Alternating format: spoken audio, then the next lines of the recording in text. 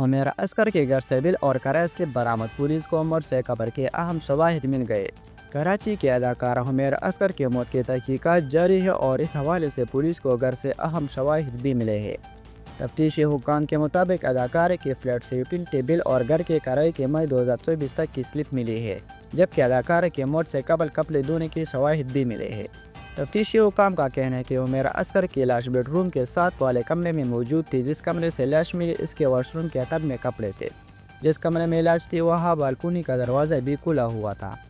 Police حکام کا بتانا ہے کہ حمیرہ عسکر کی موت 7 اکتوبر 2024 کو ہوئی۔ پڑوسیوں کو دسمبر 2024 میں فلیٹ سے بدبو محسوس ہوئی۔